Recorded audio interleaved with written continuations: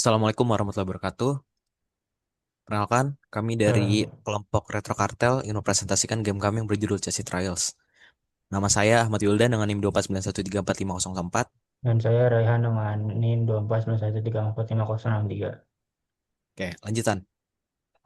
Nah, pertama buat game Chelsea Trials ini, simpelnya game ini adalah game catur dengan ditambahkan dengan genre game dungeon crawler yang mana kita bermain dari awal hingga finish sambil menghindari musuh atau melawan musuh dan menyelesaikan puzzle yang ada pada stage-nya. Lanjut. Nah, kenapa harus main game ini? Pertama, ini adalah game dengan strategi terbarukan. Jadi ini pertama ini game catur terus ditambahin sama dungeon crawler. Nah, itu juga jadi suatu hal yang baru. Nah, terus selanjutnya ini game arcade casual yang mana ini dirancang secara singkat gamenya dan fleksibel, namun santai, tapi tetap menantang.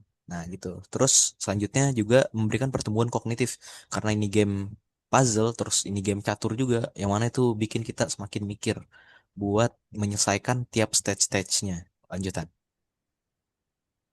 Nah, di bagian core loop, lanjut. Nah, jadi ada empat. Pertama ada pilih stage, kedua kita memikirkan rencana apa yang harus kita lakukan selanjutnya. Habis itu kita melawan atau menghindari musuh. Habis itu terakhir buka stage baru dan milih stage baru. Dan milih stage lagi. Habis itu mengulang terus. Lanjut. Nah ini buat game overview-nya. Ini buat karakter situ ada tiga. Yang ada player, allies, sama enemy. Nah ini nanti bakal ada dua jenis. Nah ini. Ada passive enemy dan active enemy. Lanjut. Nah ini buat karakter movement. Jadi setiap karakter itu mempunyai pergerakan masing-masing sesuai dengan game catur pada umumnya. Dan musuhnya juga memiliki pergerakan yang sama kayak kita. Jadi semua bidak memiliki pergerakan seperti bidak catur pada umumnya. Lanjut.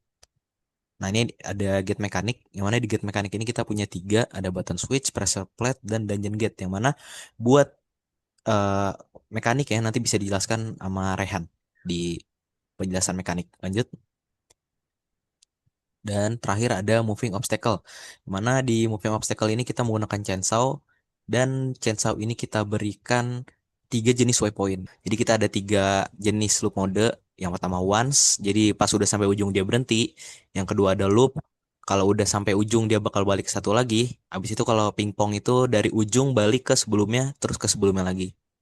Dan gitu ngulang-ulang terus. hmm. Nah, lanjutan. Nah, Nah, untuk mekaniknya atau implementasi AI-nya, pertama kita menggunakan finite state machine. Kalau kita lihat ini ada radius warna merah, dimana itu radius ini adalah radius ketika musuh dengan jenis yang aktif yang bergerak itu mengejar playernya. Sebenarnya kalau misalnya player ada di luar radius merah itu, maka musuh nggak akan mengejar. Dan untuk yang kuning ini adalah preview pola serangannya, dan radius yang ungu itu adalah radius di mana kalau kita sudah mendekati musuh, maka musuh akan mundur. Nah, lalu decision making yang ada di musuhnya itu kita menggunakan decision list, priority list. Prioritas pertama itu ada capture, di mana kalau ada musuh dapat gerakan yang bisa makan raja, maka dia akan makan raja. Tapi kalau nggak ada raja, maka dia akan makan bidak yang lain. Lalu yang kalau nggak ada bidak yang bisa dimakan, maka dia akan mengambil state safe check, yaitu memberikan posisi cek ke raja tanpa ngorbanin dirinya sendiri. Kalau nggak yang ketiga, kalau nggak ada posisi yang bisa ngecek raja, maka mereka akan eh, mengancam bidak player yang lain. Tapi kalau kagak ada bidak yang bisa dicek, lanjut ke prioritas 4 yaitu pathfinding, di mana dia mencari jalur untuk menuju sel terdekat untuk ngecek raja. Nah, ini urutan prioritas capture yang pertama. Itu urutannya itu ada dari king, ratu, benteng, bishop, kuda, lalu pawn. Dan ini udah sesuai dengan urutan value dari permainan catur resminya. Nah, di sini kita menggunakan pathfinding BFS, yaitu Breadth First Search, karena tujuan kita pakai Kenapa kita pakai BFS? Karena BFS itu eh, memberikan memberikan hasil untuk langkah terdekat, bukan jarak terdekat. Nah, ini contoh perbandingan visual antara Astar Pathfinding dengan BFS. Walaupun Astar, kalau kita bisa lihat ini masih rute yang lebih dekat dan lebih cepat, tapi dia kalau dihitung untuk dari logika gerakan catur itu membutuhkan langkah yang lebih banyak daripada BFS.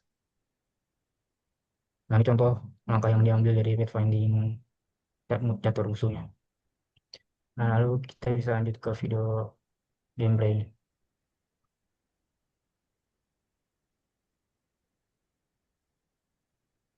Ini untuk komponennya.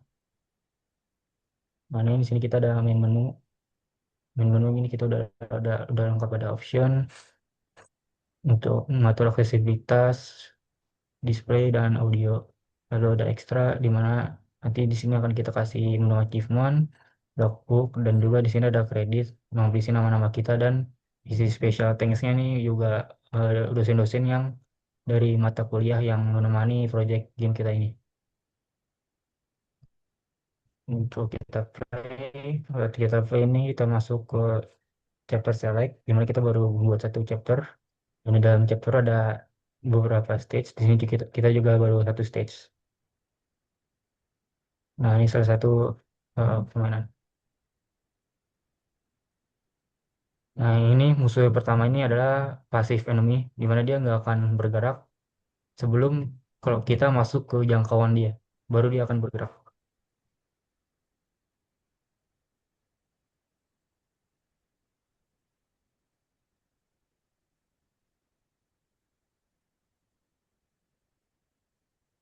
Yang jadi itu bisa menyesuaikan dari Nah, lalu di sini ada catur. bidak ally,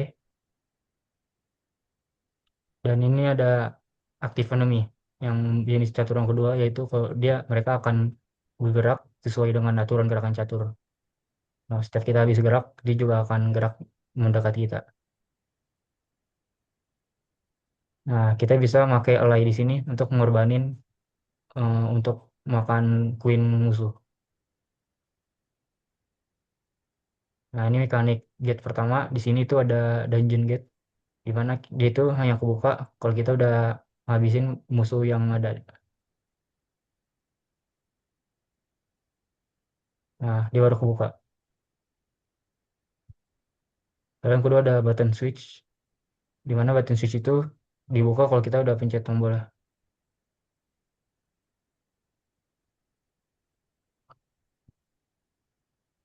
Dan switch yang ketiga itu ada pressure switch atau pressure plate, di mana dia kebukanya itu harus di ini hanya kebuka kalau kita pencet tombolnya.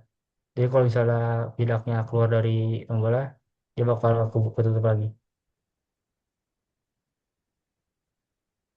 Nah, lalu ada ini jenis obstacle-nya yang bergerak, gimana kita harus menghindarin. Nah, lalu ini salah satu contoh pathfinding-nya, nah, gimana dia akan mengejar kita. Dan ini adalah tombol yang harus kita pecahkan sesuai passwordnya. Kalau kita kebanyakan gerak, maka dia akan masuk dan mengejar kita.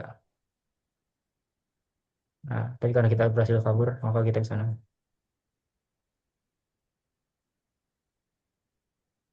Nah, sekian dari presentasi kami.